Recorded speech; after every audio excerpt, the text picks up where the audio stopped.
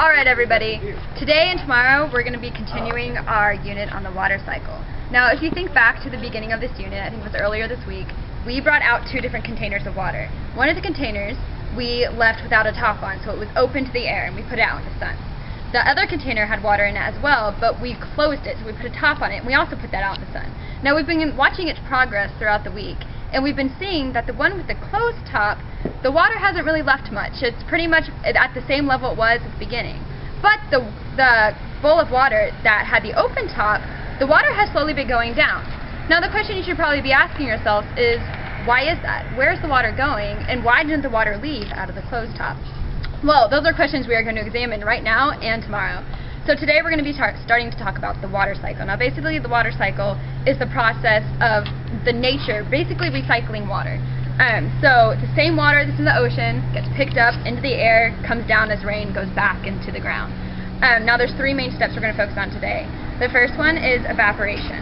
Now what we need to learn about evaporation is that water can take the form of gas, and this gaseous water shape is called water vapor. So evaporation is the process in which water changes from liquid form into its gas form. And this is due to the sun and the heat that it exhibits. So the sun heats up the water turns into water vapor, and it rises up into the air. Now this is when the next step in the cycle starts, and this is called condensation. Condensation is basically when this now water vapor, which is like gas water, turns back into liquid form. Now why this happens is because as the water rises, the air becomes cooler. And when the air becomes cooler, these water molecules, they can't move as fast as they did when it was warmer. So they start to bond together.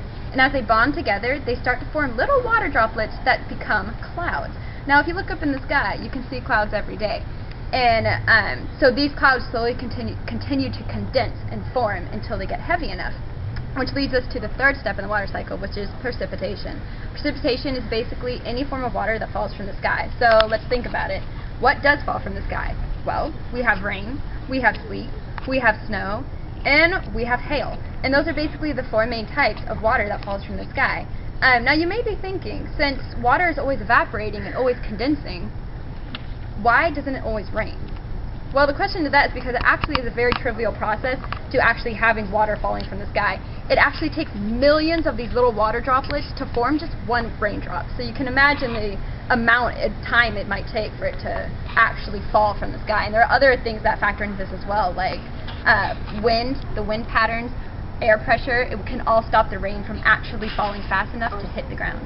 But once it does hit the ground, it goes back into the water cycle where it all starts again. So tomorrow, you guys are going to be examining this water cycle through an experiment, and you'll be able to see for yourselves the three main processes, which is evaporation, condensation, and precipitation.